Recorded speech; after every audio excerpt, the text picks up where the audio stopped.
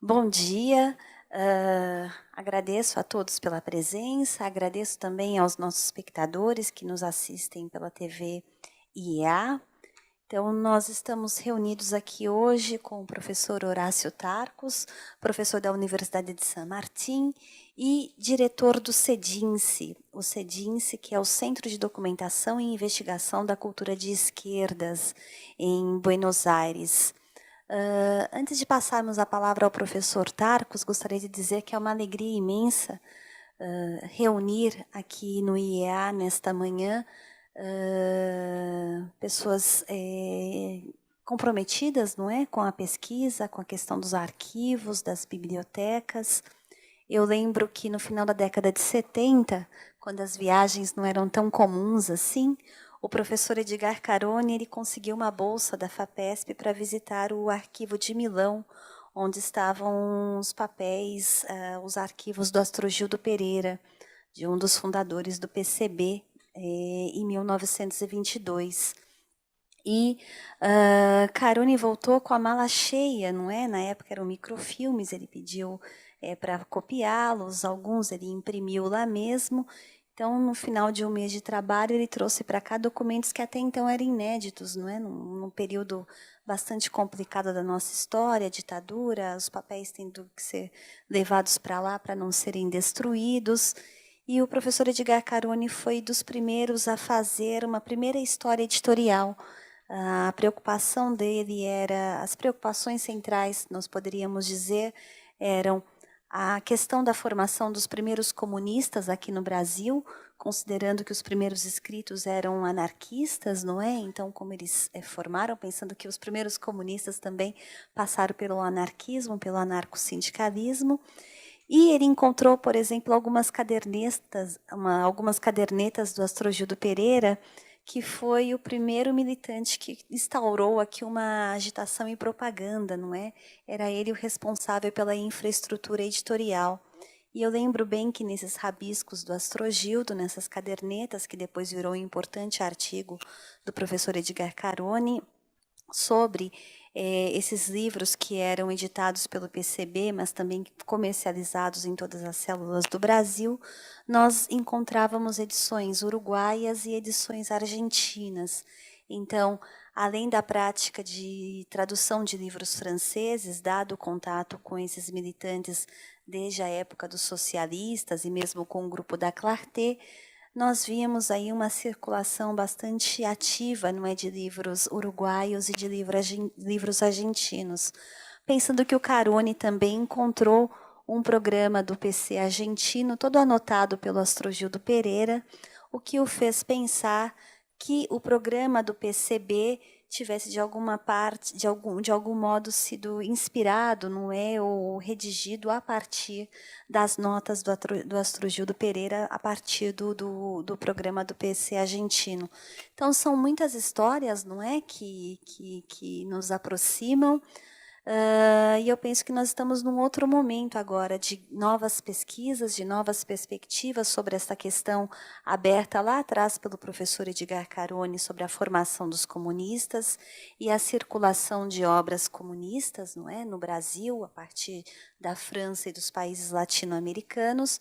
Mas, como a pesquisa avança sempre, os meus alunos chegaram há alguns anos com notícias do CEDINCE, notícias do Horácio Tarcos, acabei ganhando o livro dele na época, não é, Marx na Argentina, seus primeiros leitores operários, intelectuais e científicos, publicado pela Siglo XXI. Lemos esse livro em seminário e ficamos realmente seduzidos pela qualidade da pesquisa e nessa parceria entre o IEA, que nos dá aqui todo o apoio, e o programa de História Econômica, e o programa de pós-graduação em História Econômica, coordenado pelo professor Everaldo Andrade. Então, graças a esse momento único também, nós, enfim, conseguimos nos reunir aqui para conhecer um pouco mais sobre o CEDINCE, na perspectiva também de fazer com que o CEDINCE conheça os nossos arquivos, não é? Principalmente o arquivo e a biblioteca oriundos do Edgar Carone, do professor Edgar Carone, que hoje se encontra em Itu, pensando no futuro na possibilidade de uma grande rede, não é, de arquivos e bibliotecas que possam aí dar conta de uma ampla cultura das esquerdas latino-americanas. Então, o momento é propício tanto para estudarmos, conhecermos a pesquisa do professor Horácio Tarcos, mas também para pensarmos adiante, não é, em estreitar aí os nossos diálogos. Passando então a palavra para o professor Tarcos, gostaria de finalmente agradecer uma vez mais ao professor Saldiva e a essa equipe fabulosa do IEA, que faz com que tudo aconteça muito bem por aqui, e ao professor Everaldo Andrade por todo o apoio aí, por ter tornado possível esse encontro com o professor Tarcos durante essa semana. Então, professor, tenha a palavra e muito obrigada. Muchísimas gracias, Marisa. Gracias, antes que nada, por la invitación. Es un honor y un gusto estar aquí compartiendo la experiencia del CEDINSI con todos ustedes. Gracias al profesor Everaldo Andrade y al Instituto de Estudios Avanzados de la Universidad de Sao Paulo por esta invitación. Bueno, y a todos los jóvenes estudiantes que son realmente un estímulo, ¿no? A Felipe, Eduardo y muchos de los otros que están aquí por todo el acompañamiento. Voy a hablar en español. Aprecio mucho el portugués como para arruinarlo con una conferencia en un torpe portuñol, así que prefiero disfrutarlo, leerlo, comprenderlo cuando los escucho, pero no arruinarlo con mi pronunciación. Yo quisiera enmarcar la experiencia nuestra en una reflexión previa acerca de la situación de las bibliotecas, las hemerotecas y los archivos, porque yo quisiera contarles que la idea de crear hace casi 20 años, en abril de 1998, el CEDINSI, el Centro de Documentación e Investigación de la Cultura de Izquierdas, que fundamos en marzo-abril de 1998 en Buenos Aires con unos colegas, tenía que ver con una necesidad y al mismo tiempo con un diagnóstico. La necesidad era el acceso a las colecciones de libros, de folletos, de periódicos, de prensa obrera, de afiches, de fotografías y de papeles de archivo de los movimientos sociales y de las izquierdas en la Argentina y de América Latina. Nuestra experiencia como investigadores era que para desarrollar investigaciones serias y fundadas sobre las experiencias de nuestros movimientos sociales y de la cultura de izquierdas en América Latina, consistía en que debíamos viajar necesariamente a las capitales del primer mundo, a donde se encontraban los archivos producidos en la propia América Latina. Esto no debía ser, pensábamos nosotros, una queja contra la voracidad imperial de los centros de documentación europeos o las grandes bibliotecas latinoamericanas de las universidades de los Estados Unidos, porque, digamos, esa queja no hubiera tenido ningún resultado productivo y además, gracias a esa voracidad imperial, mal que mal, nosotros podíamos consultar documentos y acervos en general que en nuestras sociedades se habían perdido. Entonces, nuestra actitud fue de agradecimiento a esas bibliotecas y a esos centros que nos acogieron para realizar nuestros estudios de maestría, de doctorado, pero, sobre todo era hacer un diagnóstico por el cual en nuestras sociedades no habíamos sido capaces, ya no de constituir bibliotecas, hemerotecas y archivos globales, sino siquiera bibliotecas, hemerotecas y archivos nacionales que resguardaran el acervo de lo producido por las clases subalternas y sus movimientos sociales.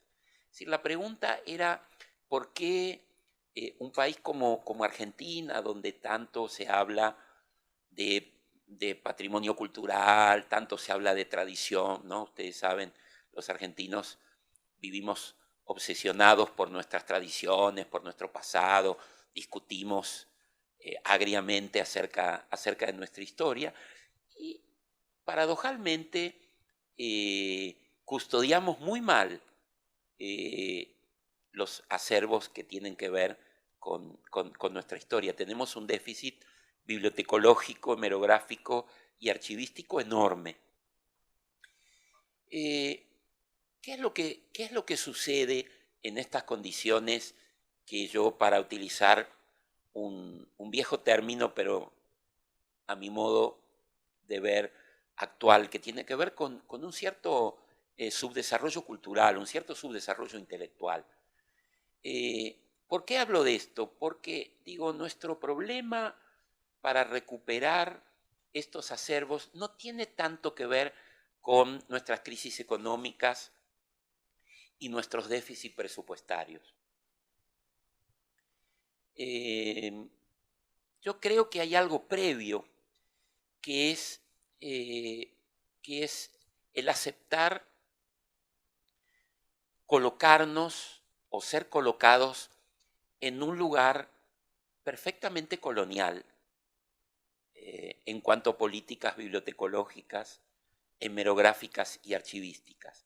Descansarnos en que nuestro patrimonio está resguardado en los grandes centros y las universidades del primer mundo.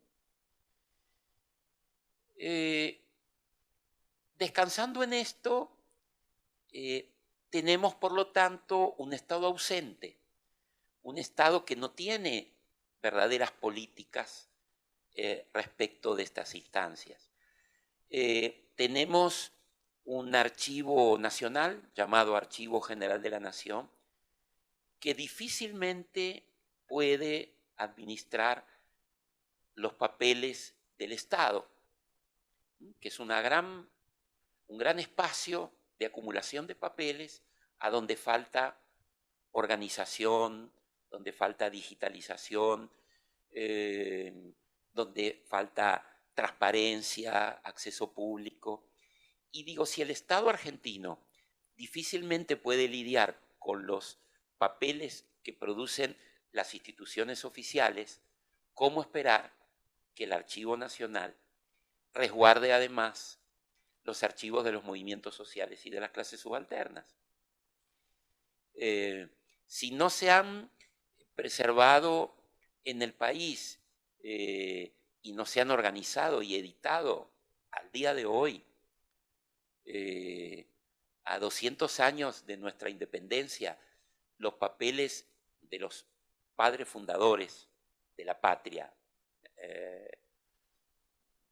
Digo, si no tenemos una organización y una edición, digamos, de las cartas de Domingo Faustino Sarmiento, de Juan Bautista Alberdi, ¿cómo pensar que vamos a tener una organización de los papeles de Juan B. Justo, de Alfredo Palacios, o de ignotos militantes y dirigentes de las corrientes anarquistas, socialistas, comunistas o de la nueva izquierda?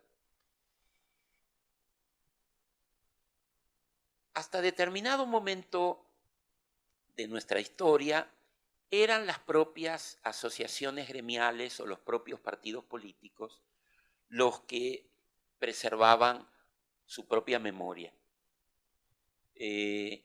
Los anarquistas habían principiado con sus bibliotecas, sus acervos. En competencia con ellos también los socialistas creaban casas del pueblo, fundaban bibliotecas a todas las sociedades a las que a las que llegaban, fundaron archivos, editaban sus propias fuentes, celebraban los aniversarios de la creación de su partido, reeditando fuentes históricas, recuperaban viejos afiches, fotografías. De algún modo podríamos decir que la corriente comunista también lo hizo en determinados momentos en que le tocaban periodos de legalidad. Pero las condiciones de represión en que se han desarrollado estos movimientos de las clases subalternas, sumado luego a la propia crisis de las izquierdas y al declive de muchas de estas organizaciones. O sea, hoy de aquel movimiento floreciente de bibliotecas anarquistas y casas del pueblo socialistas, nos encontramos con una situación de pérdida, de deterioro. Son muy pocas las bibliotecas y los centros que subsisten de aquellas fundadas hace un siglo o hace aproximadamente medio siglo. Con el cierre de estos centros y de estas bibliotecas se perdía muchísimo material bibliográfico, material archivístico, material hemerográfico. No hubo un Estado activo en recuperar ese patrimonio. Paralelamente, esta situación de abandono de las bibliotecas públicas y de los archivos públicos hizo que en nuestro país, por lo pronto, no puedo generalizar al conjunto de América Latina porque la situación es realmente muy variada, y sí me consta que hay buenas bibliotecas nacionales y buenos archivos nacionales que han resguardado incluso la memoria obrera. Digo, sin ir más lejos, la Biblioteca Nacional de Chile alberga una colección, además microfilmada, de prensa obrera de fines del siglo XIX y principios del siglo XX extraordinaria. Pero digo, volviendo a la situación argentina y a las motivaciones para crear el CEDINCI, nosotros constatábamos que el repliegue del Estado respecto de políticas bibliotecológicas y archivísticas llevaba a una situación muy compleja. Por un lado, los depositarios de fondos bibliográficos o archivísticos valiosos no encontraban, como sí sucedía en otras experiencias nacionales, un Estado que les diera garantías de preservación y de accesibilidad. Entonces, muchos acervos permanecieron y permanecen al día de hoy en manos privadas.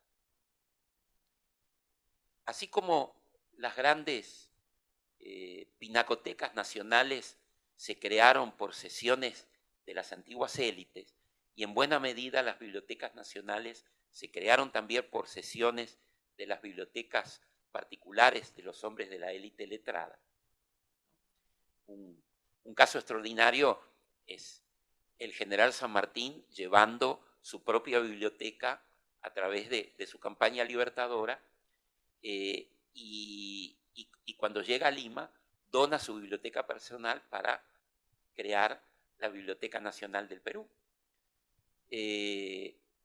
Bueno, digo, esa voluntad de cesión, de patrimonialización, de pasaje de bibliotecas, de hemerotecas privadas al ámbito público, no se consuma si no hay un Estado que dé garantías de organización, de preservación, de accesibilidad, ¿no? Y que transparente esas donaciones.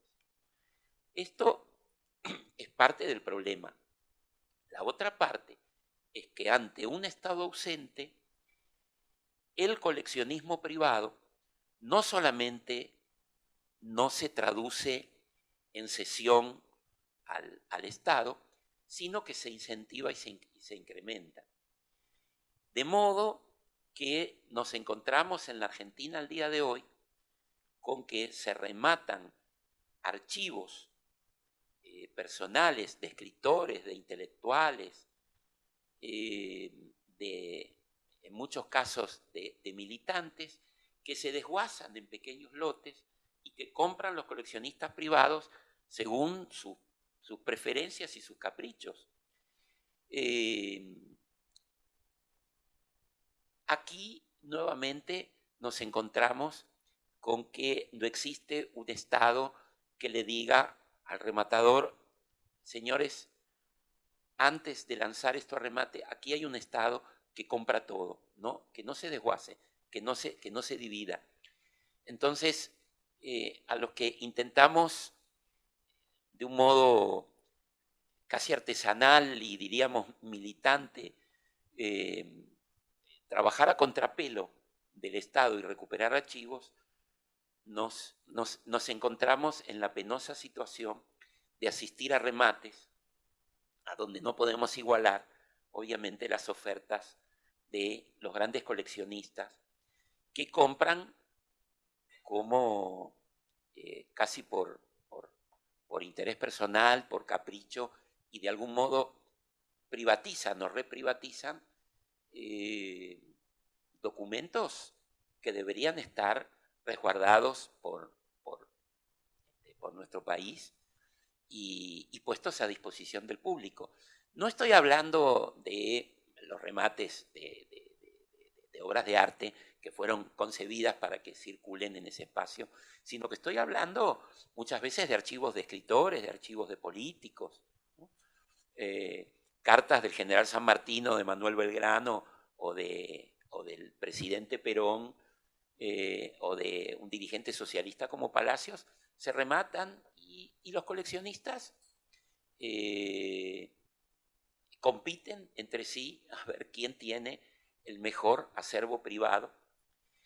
Y muchas veces esto se trasunta en la labor de nosotros mismos, que como investigadores no nos limitamos, como en los países del primer mundo,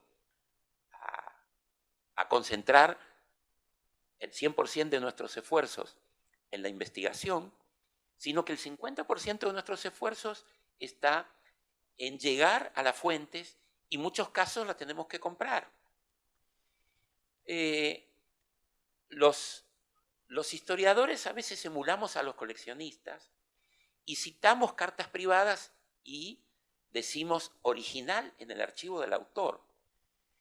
Esto es una aberración. Yo no tengo modo de comprobar si un señor tiene un archivo en su casa que yo no puedo compulsar y no me está inventando una carta de Alfredo Palacios o del general Perón o de John William Cook o de Carlos Marx, ¿no? Digamos, eso debía estar en un archivo público y yo, como un lector crítico, debería tener el derecho de leer esa carta y hacer acaso otra interpretación.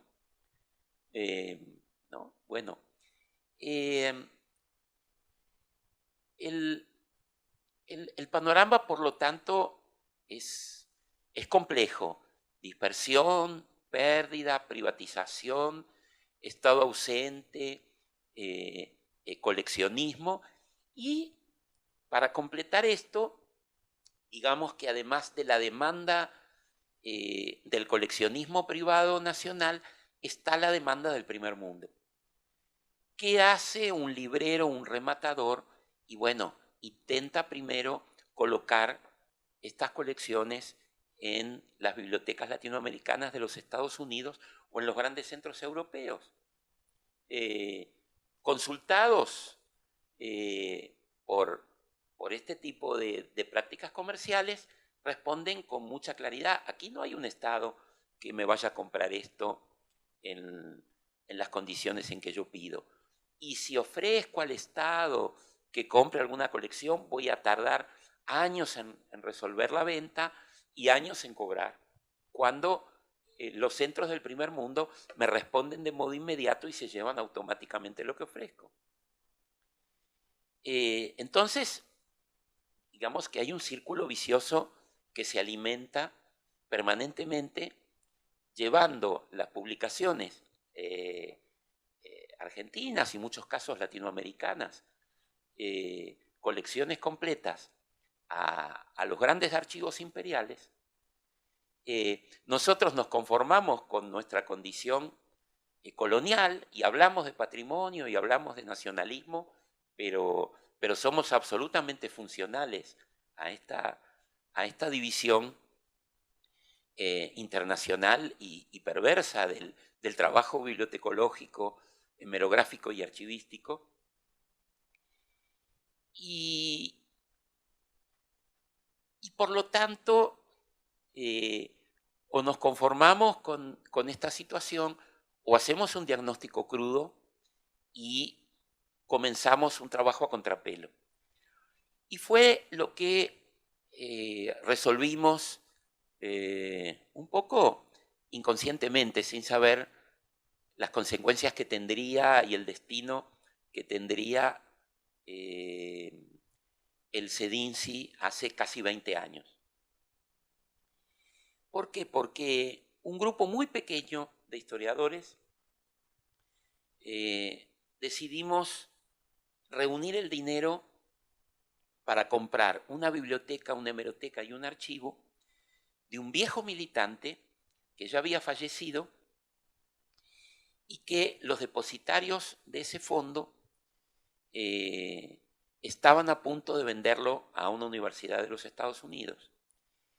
Los depositarios de este fondo me avisaron porque yo los había entrevistado, porque para mi investigación de doctorado quería tener acceso a esa documentación, porque ahí se encontraban muchos de estos folletos y de estos periódicos que cita Edgar Carone, pero que nosotros no podíamos consultar en nuestras bibliotecas públicas.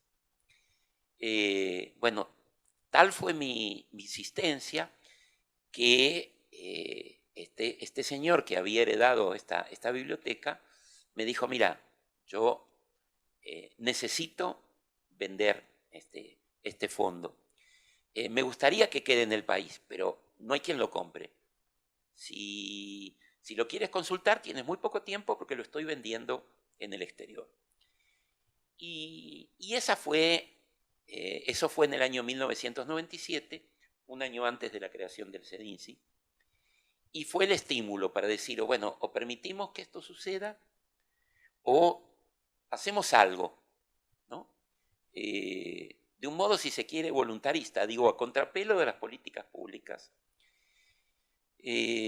Pero decidimos apelar a las iniciativas de la sociedad civil.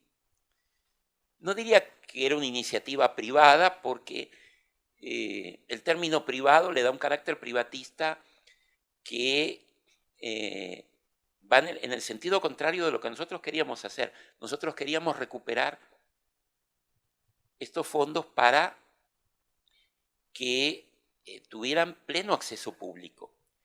Y no es que por una suerte de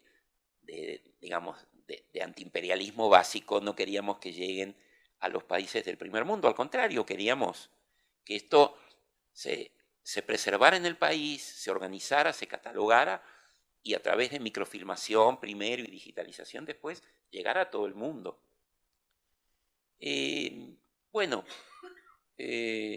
Hicimos una suerte de colecta pública entre colegas, entre periodistas, no digo grandes empresarios, pero pequeños empresarios, pequeños comerciantes, con un pasado de izquierda, sensibles a este tipo de problemáticas, pusieron el dinero necesario para comprar este fondo y sobre la marcha de la organización de este dinero, como teníamos el problema de dónde albergar esto, que eran alrededor de 200 cajas voluminosas, decidimos reunir algo más del dinero que nos solicitaba el vendedor y alquilar una casa a donde este fondo se pudiera depositar, organizar, procesar y hubiera una sala de consulta. Así lo hicimos. Alquilamos en un en un clásico barrio porteño, una casa en planta baja, convertimos el living en una sala de lectura, las habitaciones se convirtieron en depósito, y bueno, y en abril, el 3 de abril de 1998, se abría la consulta pública con la sorpresa de que ya nos encontramos lectores que antes de que abriéramos estaban en la puerta esperando la apertura. Y ahí yo comprendí que ese espacio que acabábamos de crear no solamente iba a ser necesario, e iba a crecer, e iba a tener sentido, sino que ahí intuí que nos iba a demandar muchísimo esfuerzo. ¿Por qué? Porque la demanda de lectores fue creciente, y sobre todo fue creciente la oferta de donaciones.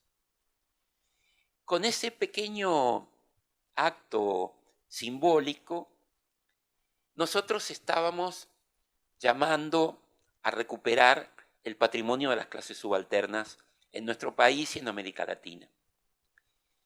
Y muchos militantes, hijos de militantes, parientes, entendieron que se estaba creando un lugar a donde podían confiar, a donde ese material iba a ser genuinamente valorado y por lo tanto organizado y por lo tanto puesto a disposición de los lectores. Tenía que ser un lugar que recibiera el amplio abanico de las izquierdas, un lugar que diera garantías, podríamos decir, de ecumenismo. No era un centro estrictamente anarquista, ni socialista, ni comunista, ni trotskista, ni maoísta, ni guevarista en particular, sino que reconocía, en principio, la legitimidad de todo tipo de fuentes que tuvieran que ver con las distintas vertientes políticas y además sociales de nuestros movimientos. O sea, entraba el movimiento obrero, pero también el movimiento estudiantil y también los movimientos de mujeres y también los movimientos culturales, intelectuales y a todas estas formas y a todas estas corrientes se les reconocía una legitimidad. Digamos, desde el socialismo romántico del siglo XIX hasta el movimiento piquetero que estaba emergiendo en la Argentina justamente en esos años, desde un amplio arco temporal hasta un amplísimo arco social, y también a nivel internacional. Importaba los acervos y las publicaciones argentinas, pero lógicamente importaba todo lo que tuviera que ver con América Latina. Y al ser un país de inmigración, por supuesto, importaban las publicaciones italianas, como la que estamos viendo en la imagen, el texto de Carlo Cafiero, Anarquía y Comunismo, y por supuesto las publicaciones del anarquismo, del socialismo español, las publicaciones ruso-soviéticas en sus versiones francesas, ¿no? Como bien estudia, siempre vuelve Edgar Carone en nuestras conversaciones. Digamos, las ediciones francesas como mediadoras de los proyectos editoriales ruso-soviéticos y los proyectos editoriales de las izquierdas latinoamericanas. Entonces, fuimos recibiendo fondos documentales de un modo sostenido, al punto de que nos excedió nuestra propia capacidad de recibir, de procesar, de organizar a un pequeño núcleo de investigadores y profesores de historia muy modestos que abríamos el centro a la consulta pública y trabajábamos en horarios alternativos a nuestras labores docentes y a nuestras labores de investigación. Hace 7 años, exactamente en el año 2010, conseguimos que nuestro modesto centro, que ya había crecido en forma totalmente desproporcionada, sobre todo por su acervo, donde había muchísimo material todavía por organizar, por catalogar, fuera recibido, fuera incorporado como centro universitario por una editorial, por una universidad nacional, una universidad pública que es la Universidad Nacional de San Martín, que también es una universidad de creación reciente. Tiene apenas 25 años, algunos años más que el CEDINSI. Y como estaba en proceso de construcción la propia universidad, nosotros entendimos que era una política inteligente no volver a crear una biblioteca y una hemeroteca de las clases subalternas, sino incorporar a quienes a lo largo de casi 15 años ya habían reunido buena parte de ese acervo. Esto permitió regularizar una cantidad de actividades que ya veníamos desarrollando, pero como un centro independiente, como un centro integrado por universitarios que desarrollaba una actividad investigativa, pero que no tenía un marco institucional. Éramos realmente una suerte de anomalía que nuestra incorporación a una universidad pública vino a normalizar. Un centro que producía investigación, pero que no estaba integrado en una universidad o en un espacio de investigación mayor. ¿Por qué? Porque en paralelo a esta política de recuperación documental, muy tempranamente comenzamos a editar una revista que se llama, porque actualmente sigue saliendo, un anuario que se llama Políticas de la Memoria, a donde publicamos fuentes documentales de nuestro propio acervo, pero también investigaciones desarrolladas por nuestros propios equipos, pero sobre todo por todos aquellos que venían a nuestro centro para desarrollar sus investigaciones y a quienes les ofrecíamos las páginas de la revista para publicar avances de investigación o resultados de su investigación una vez que ésta se hubiera concluido. Desarrollamos ciclos de charlas y conferencias de investigadores que llegaban de distintos lugares del mundo. Visto retrospectivamente, parece un plan de conferencias organizado estratégicamente, pero debo confesar que no fue así. A falta de recursos para invitar profesores, nuestro trabajo consistía en estar atentos a todos los investigadores que llegaban al país, invitados por otras universidades, o que llegaban al CEDINSI para conocerlo o para desarrollar su investigación. Los invitábamos a ofrecer conferencias. Muchas de esas conferencias se publicaban luego en nuestra revista. En los últimos 6 o 7 años, ya no recuerdo bien, hemos regularizado no solamente los ciclos de conferencias, sino que comenzamos a ofrecer seminarios de posgrado. O sea, muchos de los profesores visitantes y muchos de los investigadores del CEDINSI o que han desarrollado sus investigaciones en el CEDINSI ofrecen seminarios de posgrado que toman alumnos de la Universidad de San Martín, pero también de otras universidades del país, con una idea de trabajar en equipos pequeños, entre 10 y 15 alumnos, y trabajar sobre todo vinculados al patrimonio que el CEDINCI alberga. Entonces,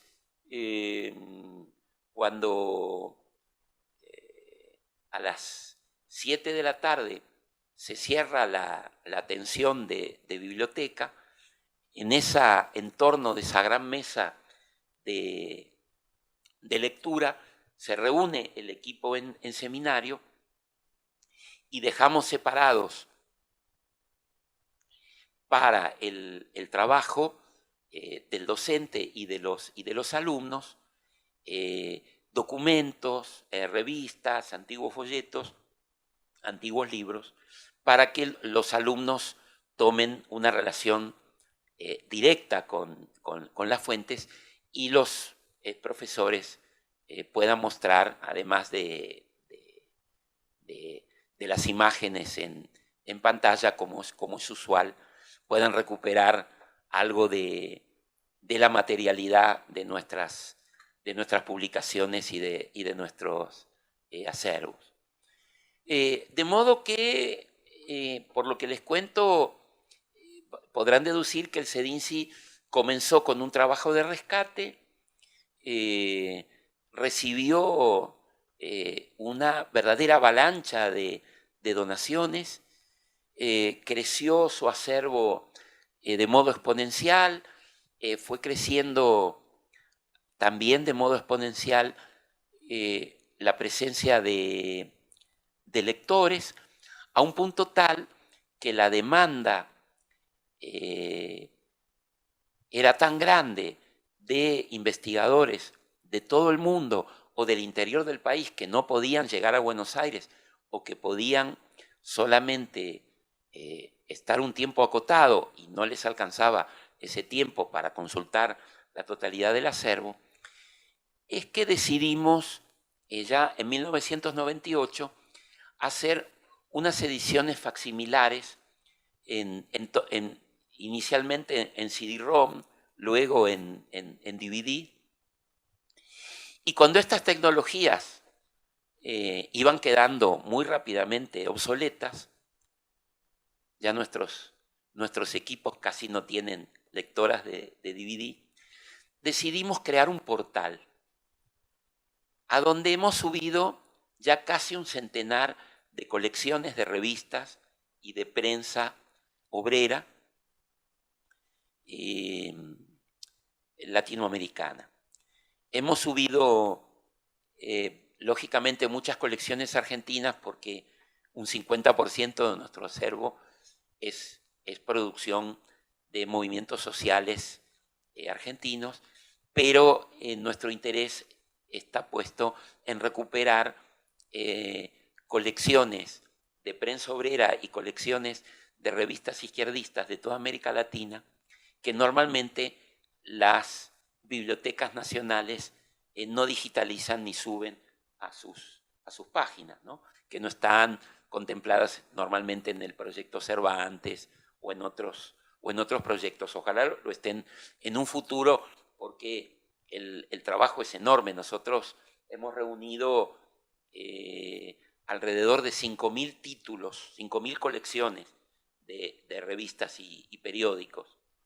De modo que todavía no llegamos al número 100. Sería imposible digitalizar y subir a nuestra página. Nuestra página se llama América Lee porque rinde homenaje a una editorial anarquista, una editorial de cultura libertaria, podríamos decir, porque no era estrictamente anarquista en el sentido doctrinario del término, pero sí una editorial de cultura libertaria de los años 40, 50 de la Argentina, que se llamaba América Lee. Y como, bueno, tiene una vocación latinoamericana el proyecto, le dimos este nombre a nuestro portal, a donde las revistas se pueden consultar en línea, pero también se pueden descargar. Cada colección intentamos que sea acompañada de un índice exhaustivo, número por número, autor por autor, tratando de descifrar los seudónimos en la medida en que esto hoy es posible, y además estudios sobre las revistas. Nosotros venimos desarrollando desde el año 98 jornadas de historia de las izquierdas. Ya vamos, creo que por las 9 jornadas, porque las hacemos cada 2 años. Y normalmente nuestras jornadas tienen que ver, de modo directo o indirecto, con el tipo de acervo que nosotros hemos reunido. De modo que, por ejemplo, hemos hecho unas jornadas sobre, allá por, si mal no recuerdo, por 2005, 2007, sobre las políticas editoriales, la prensa y las revistas. Luego hemos hecho algunas más específicas sobre prensa o algunas más específicas sobre revistas, pero problemáticas como los archivos y la archivística, problemáticas como la correspondencia, a la que le dedicamos una jornada, ¿no? La utilización de la correspondencia privada y las diversas formas de correspondencia por parte de las izquierdas, los movimientos sociales, los movimientos intelectuales, ¿no? O sea, hemos puesto el foco en dimensiones que quizás la historia más tradicional del movimiento obrero no había considerado como centrales y que aún generan algún tipo de resistencia y que ven en este tipo de preocupaciones por la correspondencia, por las políticas editoriales, por el estudio de la prensa obrera en tanto que prensa, en tanto que medio, las revistas, en el marco de un campo revisteril o de redes revisteriles latinoamericanas. Digamos, los cultores de la historia obrera más tradicional lo ven como una suerte de desviación culturalista. Nosotros desarrollamos una verdadera campaña pública en el mundo universitario, pero también en el campo cultural, en el campo de la bibliotecología y de la archivística, en defensa de este tipo de investigaciones, no solamente de la preservación documental, sino también de este tipo de abordajes, porque entendemos que sin desmedro del cultivo de la historia obrera más tradicional o de la historia de las izquierdas más institucional,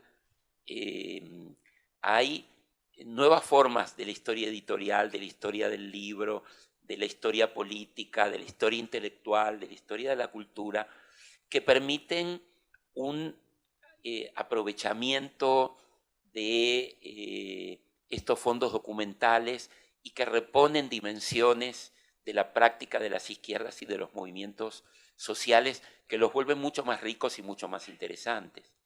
En el caso de la Argentina, este tipo de perspectiva nos parece particularmente interesante. ¿Por qué?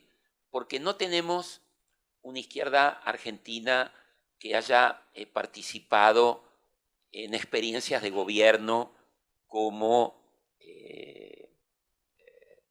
ha tenido la izquierda chilena bajo la Unidad Popular o la izquierda uruguaya bajo el gobierno del Frente Amplio. No ha habido revoluciones como la Revolución Cubana o siquiera revoluciones campesinas radicales como la Revolución Mexicana.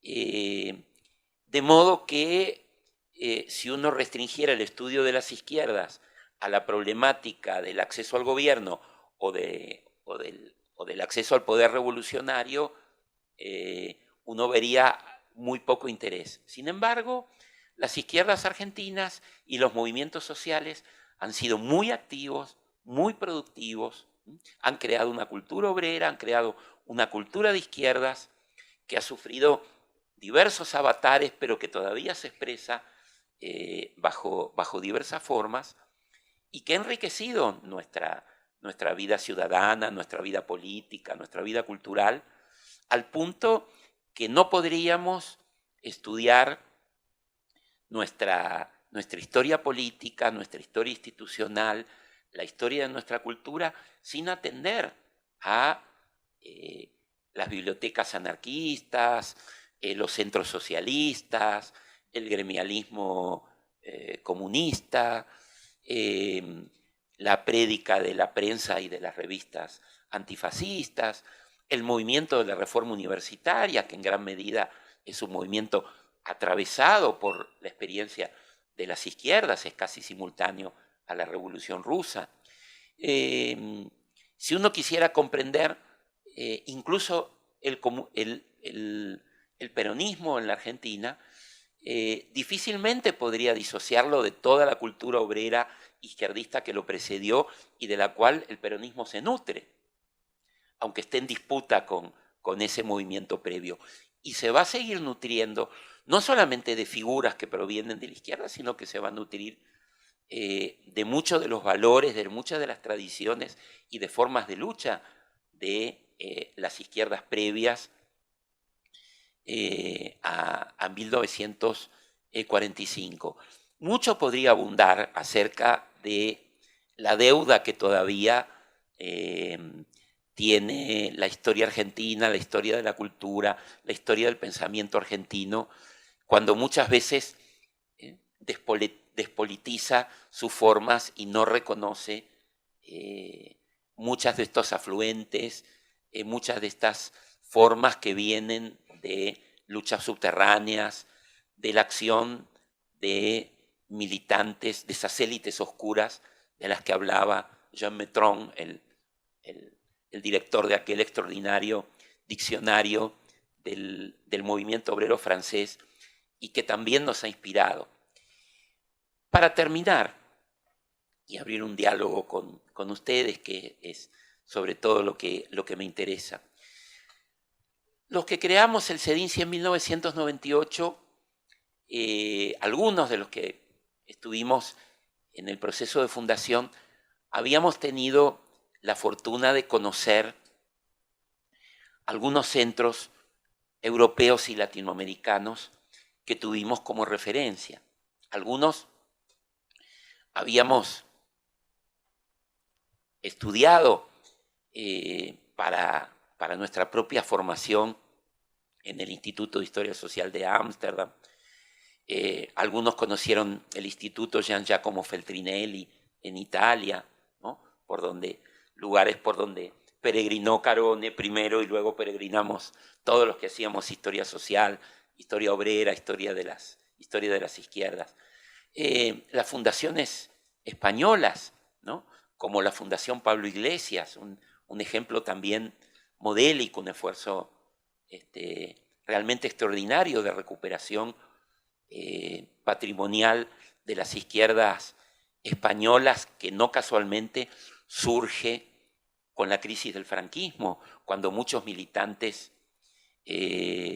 habían preservado sus archivos en forma clandestina durante casi medio siglo de dictadura franquista, o se habían llevado los archivos al sur de Francia, y era el momento de repatriarlos y de constituirlos en un espacio común. A nosotros nos había conmovido profundamente el esfuerzo de nuestros colegas españoles en la constitución de la Fundación Pablo Iglesias. Y bueno, el archivo Leeuwenroth aquí en Chile también había sido una referencia para nosotros. Y como éramos docentes e investigadores y queríamos no solamente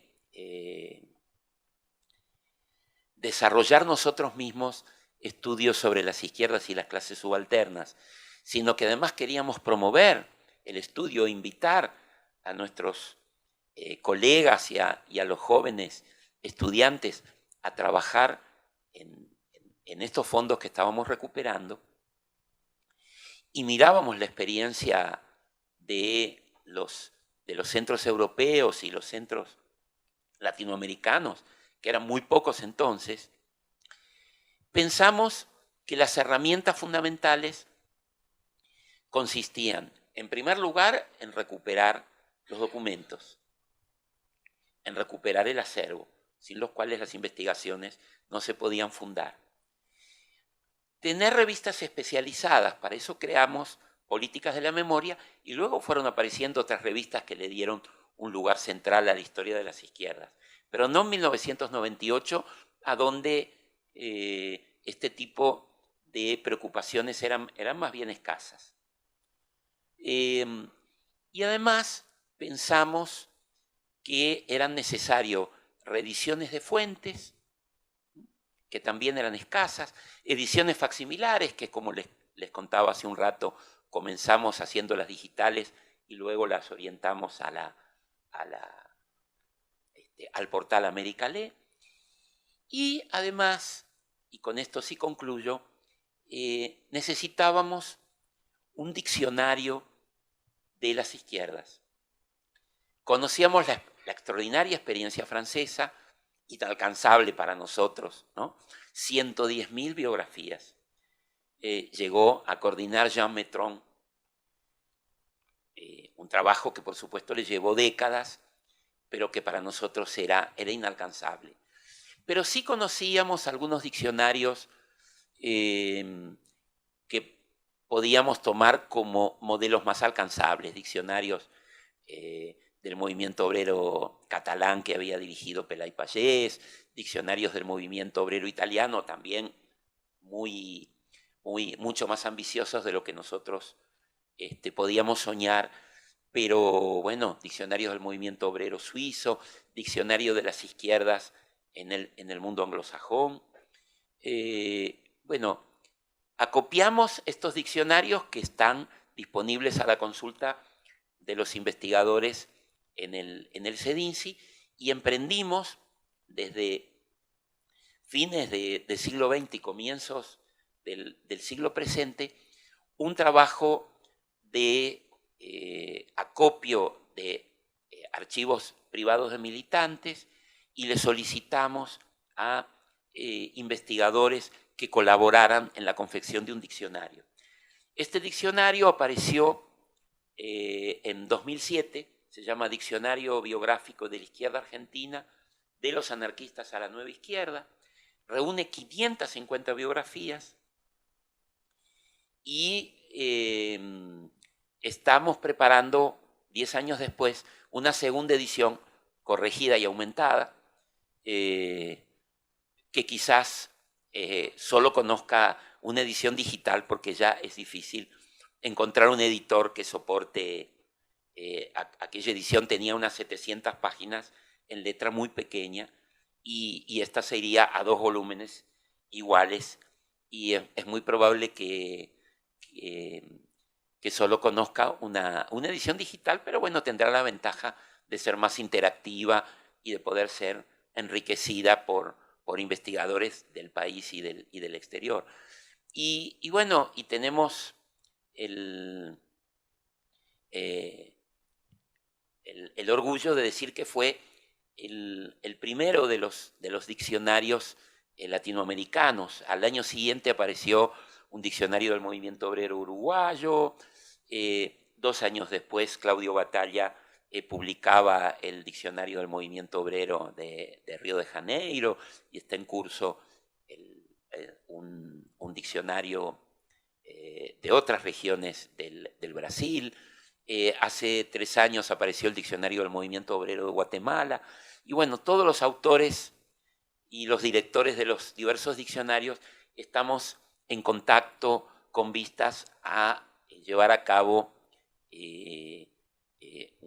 un viejo anhelo que el latinoamericanista francés Robert Paris quiso hacer y no llegó a concretar nunca, que era un diccionario del movimiento obrero y de las izquierdas latinoamericanas. No es fácil, pero es uno de los proyectos que estamos impulsando en diálogo con colegas de distintos países de América Latina. Bueno, esto era la infraestructura que nosotros creíamos que era imprescindible para desarrollar este tipo de estudios. Un centro de documentación, acervos organizados, catalogados, archivos organizados de acuerdo a las normas internacionales de la archivística, libre acceso, posibilidad de digitalizar, de fotografiar, un portal de revistas, diccionario, una revista especializada, ediciones facsimilares, ediciones de fuentes, ediciones de algunas tesis desarrolladas sobre la base de nuestro propio acervo, muestras gráficas. Aquí yo acabo de entregarle a la profesora Marisa un libro que hicimos hace algunos años que se llama Gráfica Política de Izquierdas. Y el año pasado hicimos una muestra específica sobre la gráfica anarquista, y aquí está el afiche con el que muchas gracias Marisa, con el que promocionamos la muestra, que es la tapa de un número especial del diario La Protesta, el único diario anarquista del mundo, ¿no?, que salió durante muchísimo tiempo en forma diaria. Y entonces en una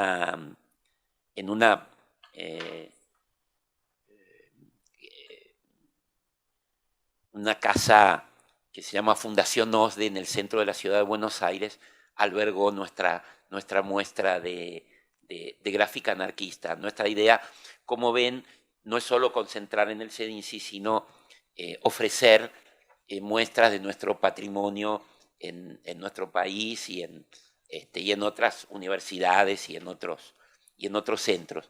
Así que bueno, dejo aquí para el instituto y para los colegas algunas de nuestras postales y de nuestros catálogos y del tríptico de consulta.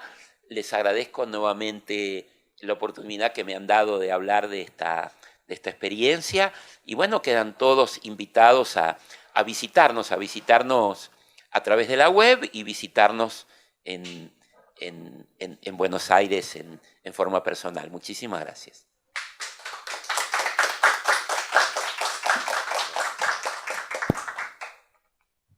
Bom, temos um tempinho ainda para as questões.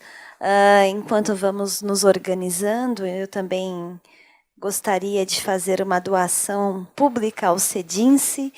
A editora Comarte, editora laboratório do curso de editoração da ECA, ela publica há alguns anos uma coleção que se chama Memória Militante. A Memória Militante ela tem a função de resgatar autobiografias, relatos, biografias de importantes militantes brasileiros, importantes pelas ações que eles tiveram, muitas vezes são desconhecidos, não é? Do público de modo geral, mas ela já guarda aqui alguns títulos importantes, como o de Paul Singer, Um Mundo Coberto de Jovens, organizado pelo professor Benjamin Abdala, Catulo Branco, Conversa entre Amigos, do Wilson do Nascimento Barbosa, professor do nosso programa de pós-graduação, A Surda, o Takao Amano, Assalto ao Céu, Renato Martinelli, Um Grito de Coragem. Então, são todos os livros da coleção, eu acho que eles podem compor a biblioteca do CEDINSI. Quem sabe abriremos um dia uma coleção para as memórias militantes latino-americanas, não é? Eu acho que esse seria um diálogo interessantíssimo, e são livros feitos no laboratório do curso, então uma parte do trabalho feito por alunos com auxílio de professores, e são todos militantes que de alguma forma atuaram durante a ditadura militar, e foram ligados à Universidade de São Paulo, ou professores ou alunos à época, não é? Então, o programa editorial ele queria fazer essa articulação entre a história da Universidade de São Paulo e a história das lutas, né, dos quadros da Universidade de São Paulo durante o regime militar. Questões temos, por favor? Bom dia. Dá para ouvir? Oi, eu sou a Ângela Meirelles. Obrigada, professor Horácio, pela conferência. Marisa, obrigada pelo convite. Eu fiz, como eu já comentei com o professor Horácio, eu fiz minha pesquisa de doutorado no CEDINSE em 2010, então acompanhei uma parte dessa história. E, ao mesmo tempo, foi uma pesquisa que foi feita no Brasil, na Argentina, no Uruguai e na França, porque eu pesquisei os diálogos. E, na época, me levantou muitas questões sobre os diferentes arquivos das esquerdas no mundo, que eu tive que lidar com diferentes realidades. Então, o que era chegar na CEDINSE e ver tudo aquilo maravilhosamente escaneado, concentrado, com uma só política de direitos autorais. Porque, por exemplo, eu cheguei na França e eu descobri que o panfleto anônimo do militante tinha direito autoral, e eu falava, mas o militante não queria direito autoral, ele queria que esse panfleto circulasse. Mas aí a Biblioteca Nacional da França cobraria um direito autoral daquilo. Aí você chega no Uruguai, eu não encontrava o material dos militantes de maneira alguma. E no Brasil a gente encontrava eles espalhados. Então a gente tem as bibliotecas dos militantes, do Carone, do Edgar, e também tem que lidar com a Biblioteca Nacional, tudo muito disperso, E então o CEDINSE realmente foi um paraíso da parte de pesquisa, de organização. Mas a questão que eu queria falar para você, perguntar para você a respeito do arquivo é que no Brasil a gente lida com uma questão paradoxal, que é o papel da polícia política na conservação dos arquivos das esquerdas. Então, graças, assim, com todas as aspas, me perdoem, a eles, é que a gente tem uma preservação assim, homérica de periódicos, de cartas. A gente tem correspondências que só chegaram a nós, historiadores, porque elas não chegaram ao seu destino. Ou pior, o cara que estava levando foi preso. Então, e são muito valiosas. E eu não encontrei, não que eu duvide da presença da Polícia Política Argentina, mas aonde estão os arquivos da Polícia Política Argentina? Eles estão dos anos, do meu período, dos anos 30. Mas mesmo dos 60, 70, eles não existem? Eles foram destruídos? Então, minha pergunta é essa. Obrigada. Alguém quer propor alguma questão ou vamos respondendo?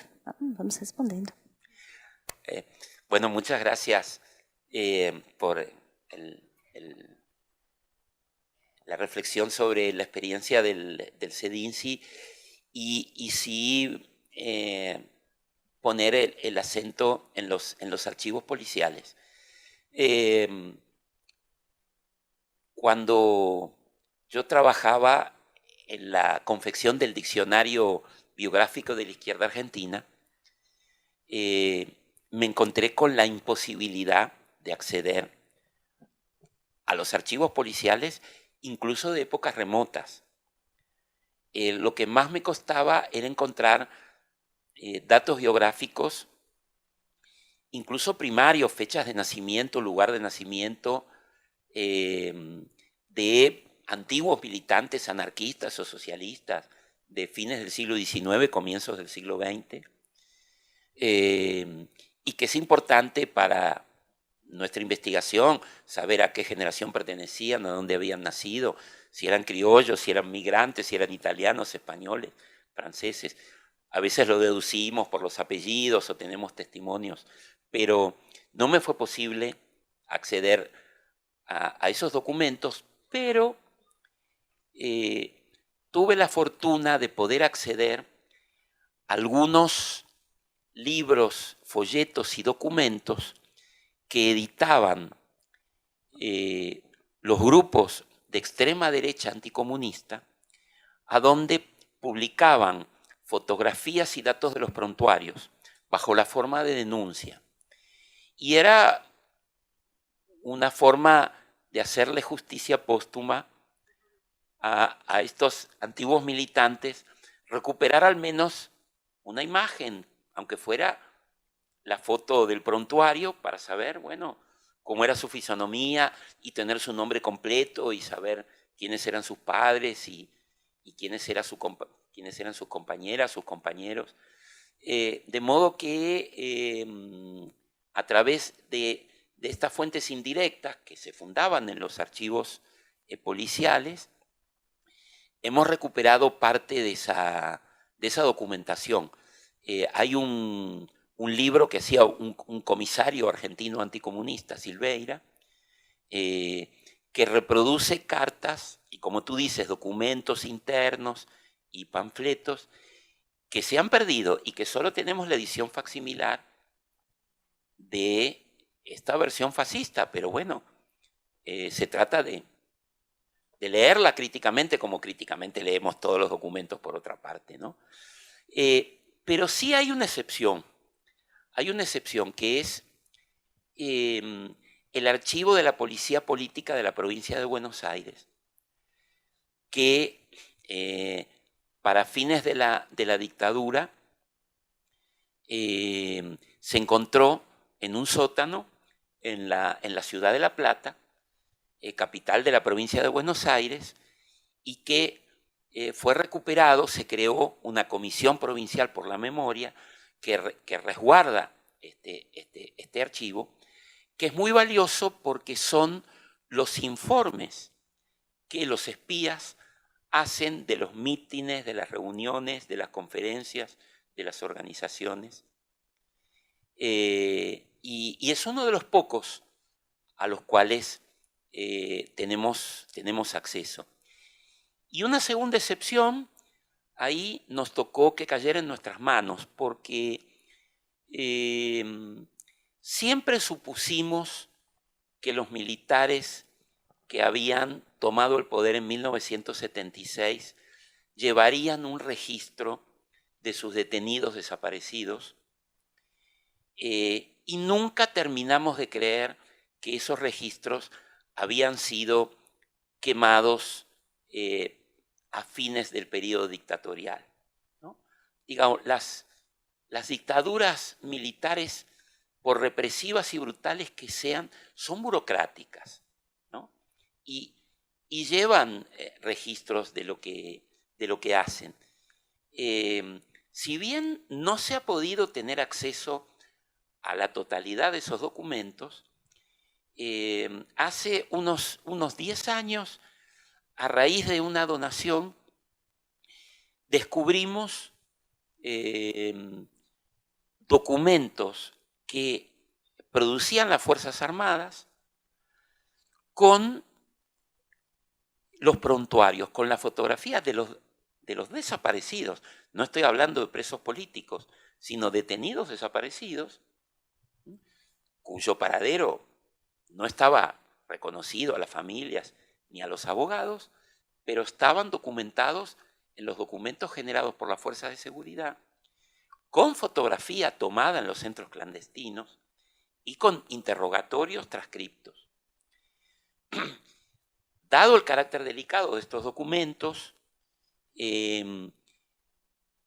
nosotros decidimos hacer copia, entregarlos a los organismos de derechos humanos, y los originales los presentamos como prueba documental en las causas que a partir del año 2003-2004 se reabrieron contra los militares represores. Y si bien eran solamente 3 carpetas que seguían las actividades de 3 organizaciones revolucionarias, sabemos que se hicieron una treintena de carpetas sobre las diversas organizaciones. No encontramos la de Montoneros, que debió ser muy voluminosa. Encontramos algunas hojas del PRTR, de la guerrilla, digamos, guevarista, y encontramos de una organización trotskista llamada GOR, de una organización maoísta llamada Partido Comunista Marxista-Leninista. Y bueno, tuvimos la suerte de que estos documentos aparecieran casi en simultáneo con la reapertura de los juicios, y fue una gran satisfacción que no solamente, bueno, sirviera para los familiares, para reencontrarse con algún testimonio durísimo, pero testimonio al fin del desaparecido, servirán para la investigación y sirvieron para la causa, para que tuvieran el juicio y el castigo merecido los represores.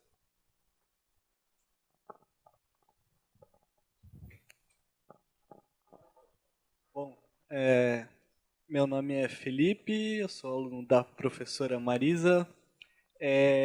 Eu queria perguntar para o professor, o senhor falou de publicações que o arquivo eventualmente faz. Eu queria saber se existe assim, alguma ideia, um programa de publicações, ou, de certa maneira, como se decide o que o arquivo deve publicar? Assim, como que se decide essas coisas? E fora isso, eu queria fazer também uma outra questão, que é sobre quais são as possibilidades de formar realmente uma rede latino-americana dos arquivos e centros de memória, etc., das esquerdas e do movimento operário. Já existe alguma iniciativa? Ou se não existe, quais são essas possibilidades? Gracias, Felipe, por la pregunta. Bueno, nuestra decisión, nuestra toma de decisiones en un principio para microfilmar o digitalizar las publicaciones y hoy para subir a la página América Lee, tiene que ver con variables diversas. Por un lado, nosotros intentamos editar o subir a nuestra página colecciones que estén completas. Cuando no están completas, recurrimos a otras bibliotecas, otros centros, solicitando los números que nos faltan. Aquí en la página hay una revista de cultura anarquista muy importante que se llamó La Campana de Palo, y no hay una colección completa en ninguna biblioteca del mundo. Entonces, faltan 2 números y bueno, hemos subido todos los que hay con la esperanza de que en algún momento esos 2 números aparezcan en manos de algún coleccionista o en algún centro. Lo mismo con el diario La Protesta. Estamos hace mucho tiempo con un esfuerzo muy grande que es digitalizar el diario completo. No hay una colección completa en ningún lugar del mundo. Hay una colección parcial en Los Ángeles, una colección parcial en Ámsterdam, una colección parcial en París, en varios centros de Argentina. Bueno, hemos intentado digitalizar en los distintos lugares que tuvimos la fortuna de llegar y estamos ofreciendo la colección más completa existente. Aún así, hay unos 30, 40 números por el momento inhallables. Entonces, la otra cuestión tiene que ver con la demanda que existe de esa producción, su rareza, pero bueno, hay muchas revistas muy raras, muy extrañas, que llegan a nuestras manos, que ni conocíamos, que no figuran en ningún catálogo, pero tenemos que hacer algún tipo de evaluación acerca de su relevancia. Y, por ejemplo, bueno, revistas como, o diarios como La Protesta tienen una demanda muy grande por parte de investigadores de país y del extranjero. Hacer una publicación nodal del anarquismo latinoamericano y mundial, hay informes sobre el anarquismo en México que no se han publicado en México y se publicaron en La Protesta. Y que son de enorme utilidad. De modo que, digamos que hacemos un mix entre la completud de la colección, la disposición que nosotros tenemos de esa colección, la relevancia, la demanda, y por supuesto, como decía la colega, tenemos una política amplia de derechos de autor. En principio, coincidimos plenamente con tu criterio. Estas son publicaciones militantes que justamente fueron destinadas a la publicidad. Nuestra página es una página pública, no tiene publicidad, no persigue fines de lucro, no cobramos nada, es gratuita. Aún así, hemos tenido una amenaza de juicio y hemos tenido que bajar una revista, porque a alguien delirante se le ocurre que un poema de su padre publicado en una de estas revistas tiene no sé qué valor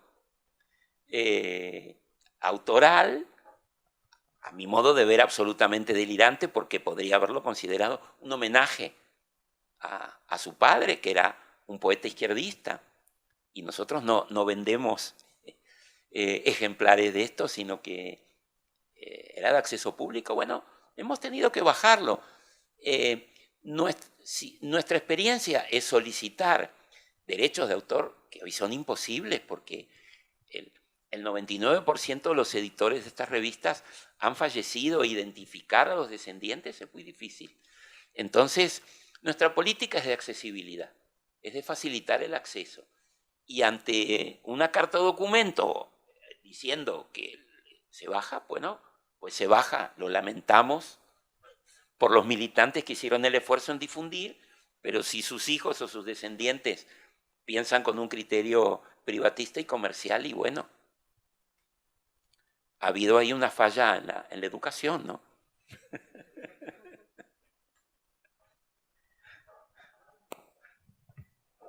Uma última questão, então, porque já estamos aí adiantados. Tem 3? Então fazemos em bloco e concluímos. Você ser rápido também. Queria agradecer também a conferência do professor. A gente vai ter essa semana outras atividades, né? Na sua fala, o senhor colocou a questão da relação com as esquerdas, né, que é um centro que procura resgatar aí a memória, os documentos das organizações, das classes subalternas. Então, minha questão vai nesse sentido. Qual que é a relação hoje do Centro de Documentação com as esquerdas argentinas atuais? Há uma colaboração? Elas enxergam no centro uma referência até para a sua política atual? Elas colaboram com documentos, né? A esquerda atual na Argentina. E também ligado a isso, o peronismo. O peronismo faz parte das preocupações, quer dizer, a esquerda peronista ou o movimento operário ligado ao peronismo, ele também faz parte das preocupações do seu centro de documentação, da busca de documentos? Everaldo. Olá, bom dia a todos. Eu sou Eduardo, sou aluno da Marisa também. E, bom, minha pergunta para você, Horácio, é no sentido de, bom, pela sua exposição deu para ver toda a diversidade das atividades, né, do CEDINSE e a excelência, né, do trabalho do CEDINSE. Não só na questão da preservação, da documentação, mas também da difusão, por meio das revistas e dos eventos, né, que o CEDINSE organiza.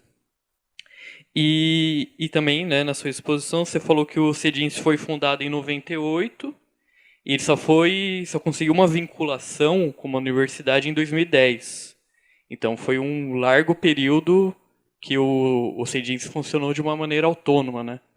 Então minha pergunta é no sentido, você falar um pouco como que foi para vocês a questão do trabalho interno. Então, tanto da formação de vocês com a área de arquivologia, né? E também na questão do financiamento. Também como que vocês faziam, se tem alguma associação que dá, né, uma base de apoio para vocês, como que funciona. Obrigado.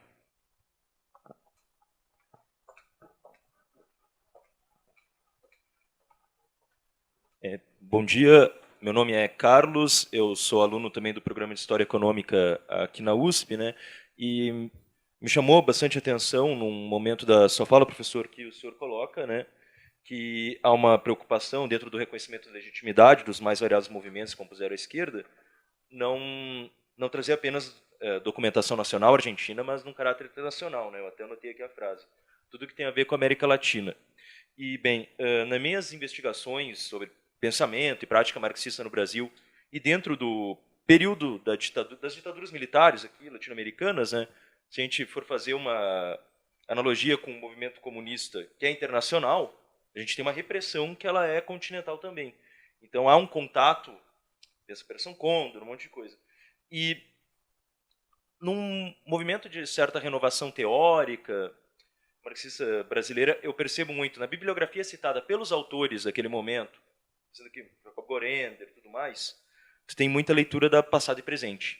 Textos italianos que estão lá, textos do Aricó e companhia, esse tipo de orientação. Então eu fico pensando se há um movimento inverso também, e aí que vem minha pergunta, se há algum diálogo, alguma leitura de uma certa produção brasileira daquele momento, se o senhor encontrou alguma circulação, se há presença disso nos arquivos, o que se lia do Brasil, se é que se lia alguma coisa, né, da produção brasileira, o que há de nosso, né, nosso brasileiro, no Cedin, qual outra via desse diálogo, tudo mais, que eu fico pensando que, mais ou menos na mesma conjuntura do passado e presente, a gente também tem uma renovação editorial aqui no Brasil muito grande, então acho que é pensar um pouco por aí. É isso. Obrigado.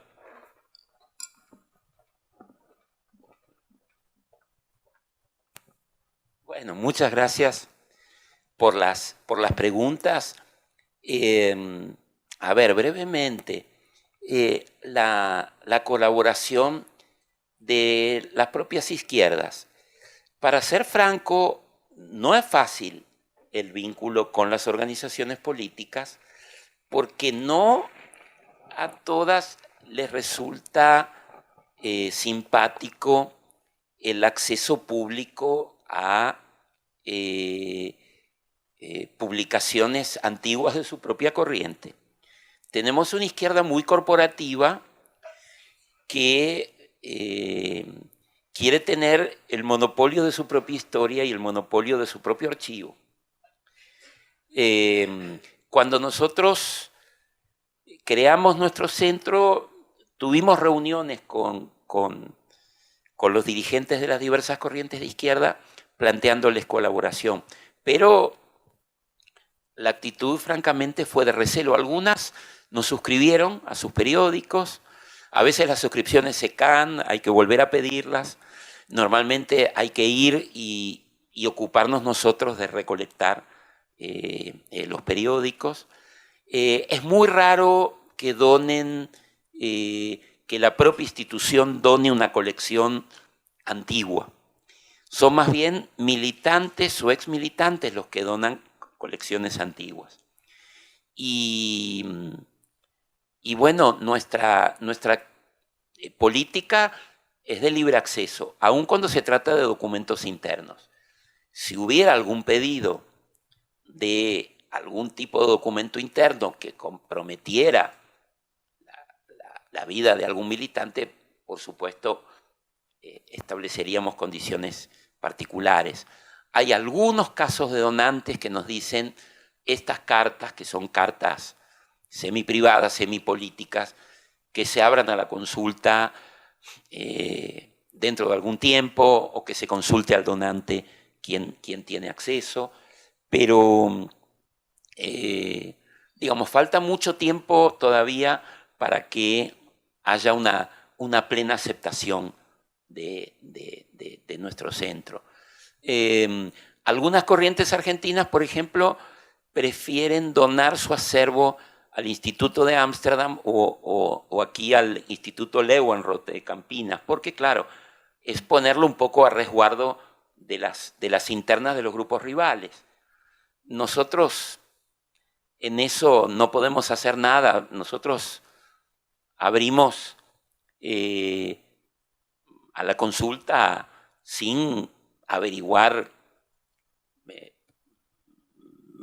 previo interrogatorio qué uso va a ser de la documentación. No sabemos si es alguien hostil. O sea, confiamos en la seriedad del investigador y la consulta es abierta. Respecto del peronismo, bueno, es muy difícil establecer una delimitación de a dónde comienza y a dónde termina la izquierda, porque, bueno, todas las corrientes tienen sus alas izquierdas. Ahí, no sé, pienso, el radicalismo tenía una ala izquierda antiimperialista, la corriente radical argentina. el peronismo tuvo indudablemente una izquierda peronista muy activa, de donde salen los montoneros, pero hubo muchas otras expresiones previas. Y así para toda América Latina, digamos, en Colombia se habla de un liberalismo radical, de un liberalismo revolucionario.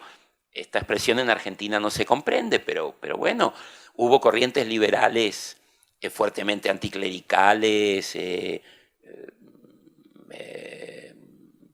laicistas, que, digamos, que forman parte de la cultura de izquierda, digamos, ese laicismo anticlerical de los librepensadores del siglo XIX. Bueno, nosotros tenemos una actitud inclusiva.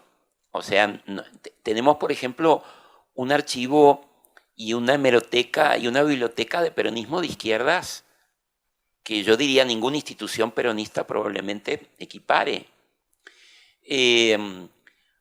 Ahora bien, no solo incorporamos publicaciones de izquierda, sino también publicaciones del centro y de la derecha. Muchos se sorprenden y dicen, pero ustedes tienen publicaciones de la derecha nacionalista antisemita. Bueno, primero, es difícil estudiar la izquierda sin la derecha y viceversa, ¿no? ¿De dónde lo sacamos? Es que los propios izquierdistas compraban prensa de derecha, porque querían conocerla, porque están denunciados ahí, así como los derechistas compraban la prensa de izquierda y la denunciaban. De modo que en las bibliotecas, en los acervos, viene prensa de derecha y se conserva. Y por lo tanto tenemos documentación muy amplia acerca del peronismo. Ahora, ciertamente el peronismo constituye una cultura política propia, rival de la cultura política de izquierda y al mismo tiempo con vasos comunicantes. Y ahí hay una tensión que es necesario estudiar y ver los préstamos, ver las tensiones, las contraposiciones, las similitudes. Respecto no había respondido lo de la proyección internacional de los archivos que me planteaba Felipe. Bueno, el CEDINSI forma parte de una asociación internacional que se llama IALI, que reúne sobre todo a los grandes centros y archivos europeos, a donde está el Instituto Gian Giacomo Feltrinelli, la BDIC de Nanterre, el Instituto de Historia Social de Ámsterdam, y bueno, instituciones inglesas, holandesas, belgas, francesas, algunas de los Estados Unidos, y ahí estamos en solitario los argentinos del CEDINSI. Hay conversaciones últimamente para incorporar al archivo Leeuwenroth y otros archivos latinoamericanos. Hay un creciente interés de los europeos porque, bueno, los archivos latinoamericanos se están organizando y se están haciendo más visibles. Nuestros vínculos existen, son buenos, pero creo que son insuficientes. Creo que nos tendríamos que dar una política más activa de crear redes e intercambios entre nosotros. Intercambios de investigadores, intercambios de información, intercambios de duplicados. A nosotros se nos duplican, triplican, cuadruplican publicaciones argentinas, lógicamente, y tenemos una enorme escasez de publicaciones brasileñas. Yo supongo que a los archivos del Brasil les ocurre lo mismo. Sin duda, los costos de envío siempre son altos y son nuestro talón de Aquiles, nuestro límite. Pero yo creo que tendríamos que desarrollar políticas activas de intercambios de duplicados. Por supuesto, es mucho más sencillo intercambiar digitalizaciones, pero como, bueno, nosotros somos muy pocos, somos un equipo muy pequeño, digamos, hoy somos 10 nada más. Entonces, nuestra capacidad de digitalizar sobre pedido es limitada. Y tenemos montañas de publicaciones duplicadas que es muy difícil colocar, porque nosotros lo que recibimos en donación no tiramos nada, nada sale a la basura, todo espera encontrar su biblioteca, su lector, su centro, su espacio. Por supuesto, tiene un costo y es un esfuerzo. Entonces intentamos encontrar en diversos lugares del mundo, pero privilegiamos los vínculos con América Latina, interesados en recibir y en ofrecer, porque es muy bueno que un archivo y un centro de documentación en Buenos Aires ofrezca publicaciones mexicanas, brasileñas, y que aquí lo mismo, bueno, el Leeuwenroth es un ejemplo, tiene publicaciones de toda América Latina, pero bueno, hay que reproducir este tipo de intercambios, que digo, existen, pero son débiles. Deberíamos crear una verdadera red, tener como hacen los europeos, tienen un encuentro anual y fijan políticas comunes, políticas archivísticas, bibliotecológicas, políticas de investigación, de edición. Deberíamos integrarnos a nivel internacional, pero, digamos, aprovechar la relativa cercanía y promover políticas comunes, como decía el colega Carlos, son movimientos internacionales y continentales. Es muy difícil estudiarlos por separado. Hay publicaciones que a veces tienen los mismos nombres, pero varían en cada país. Y bueno, y hay especificidades y cruces y viajeros y contactos y congresos, ¿no? Y exilios que son muy, muy significativos y que, bueno, nosotros tenemos correspondencia por ejemplo, nosotros tenemos muchos fondos de archivo de militantes y dirigentes comunistas. Y por supuesto que se escribían con los dirigentes del comunismo brasileño y un montón de cartas, o de intelectuales. Recuerdo particularmente el fondo de un escritor y editor argentino, Raúl Larra, que fue el primer editor de Jorge Amado, fuera del Brasil. Muy tempranamente se conoció Jorge Amado en Argentina, primero a través de Editorial Claridad y luego a través de Editorial Futuro de Larra. Y ahí hay un fondo de correspondencia muy interesante. Sería bueno saber si existe la correspondencia de Larra aquí y cruzarla y editarla. Ahí tenemos por ejemplo, se me acaba de ocurrir a partir de la pregunta del colega, algo que bien podríamos hacer entre colegas e instituciones de ambos países. Nos daría muchas pautas sobre los respectivos comunismos, la literatura, las políticas editoriales, los procesos de recepción, los malos entendidos.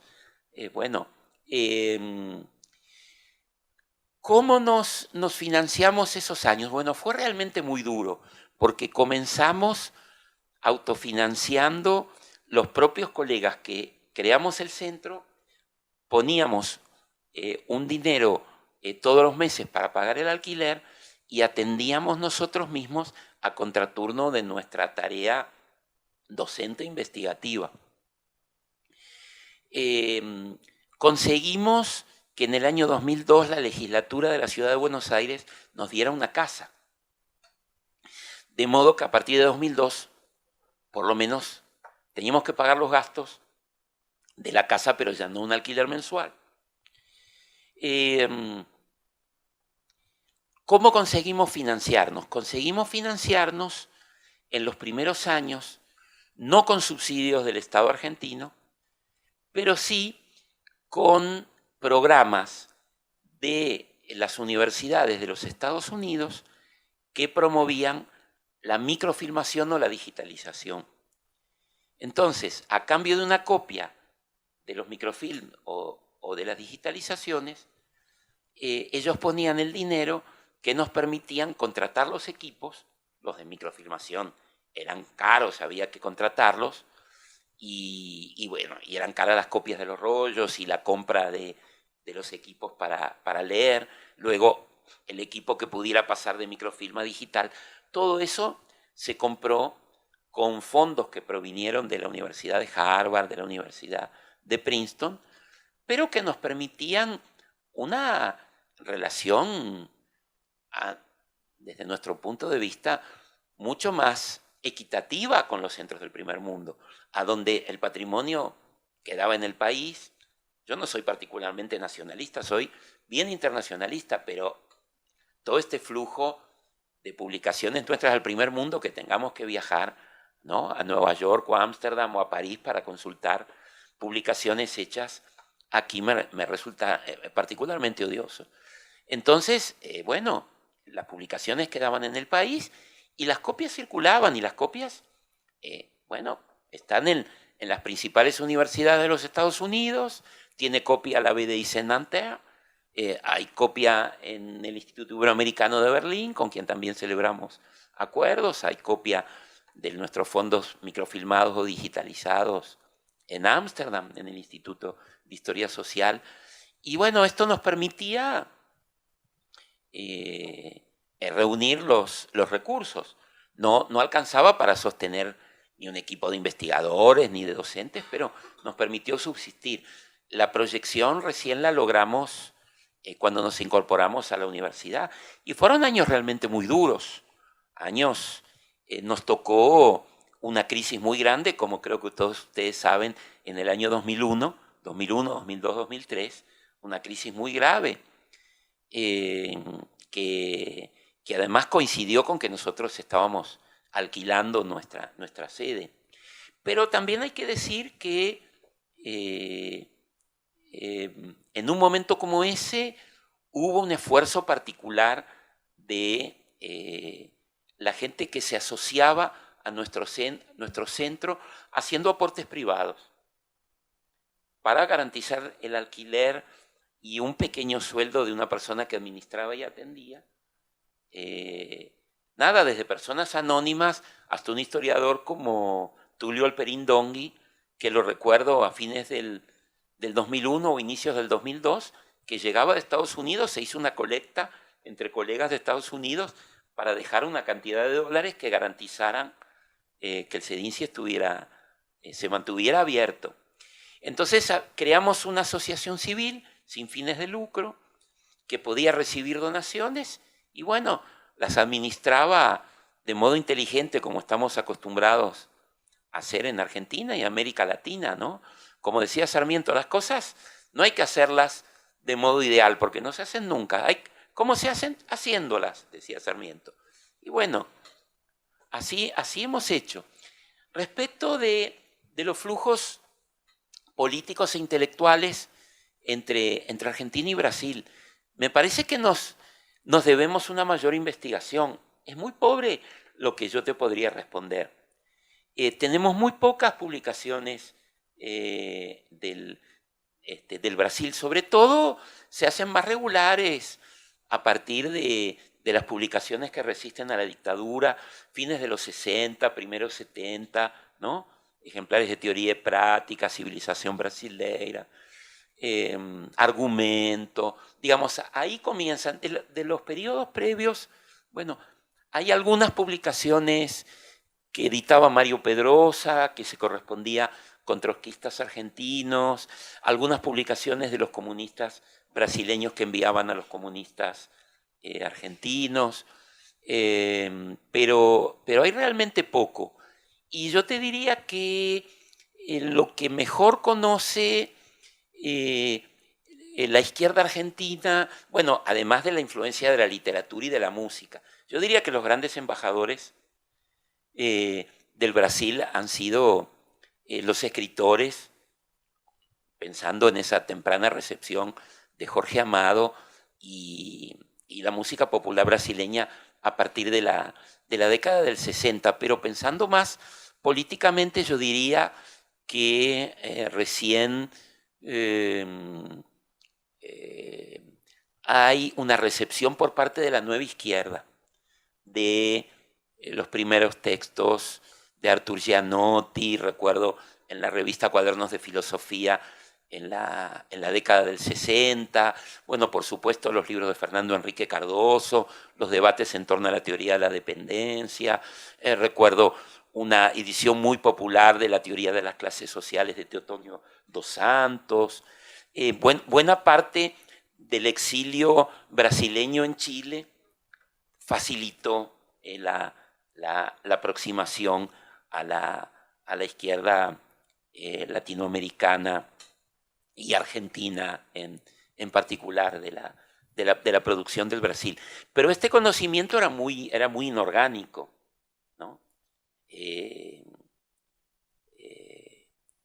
Cardoso y Faleto, hay un testimonio que está en la web que es muy simpático de un señor que habla de un militante, habla de la influencia de Faleto y Cardoso, pero dice, durante mucho tiempo yo creí que eran una sola persona como Ortega y Gasset. O sea, digo, no hay un conocimiento fino, ¿no? Como dice Bourdieu, los textos viajan sin su contexto de recepción, entonces, bueno, Cardoso, Faleto, no se sabía quiénes eran exactamente y la trayectoria y la historia previa. Bem, a conversa está ótima, mas temos que concluir, porque já passamos bastante do horário. E a carga do professor Horácio Tarcos aqui em São Paulo, aqui na USP, vai ser longa, não é? Então, eu convido a todos para continuar a conversa à tarde, porque segunda, hoje, terça e quarta, das 15 às 17, nós teremos aqui nesta sala o minicurso ministrado pelo professor Horácio Tarcos, que tem como título, ou como tema, não é? O problema da recepção e circulação das ideias de esquerda da América Latina sob o prisma da história editorial.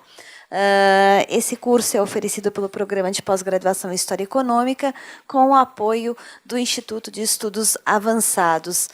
E terminamos a nossa longa jornada na quinta-feira à noite, às 19h30, no Anfiteatro Nicolau Sivicenko, no Departamento de História, onde vamos celebrar os 150 anos de Das Kapital, com dois especialistas alemães que atuam na edição da obra completa de Marx e Engels, a chamada Mega, e o professor Tarcos, que nos falará sobre a recepção e a difusão de Marx nos países hispano-americanos. Certo? Então, agradeço a presença de todos, muito obrigada e até mais tarde, às 15 horas. Muchísimas gracias.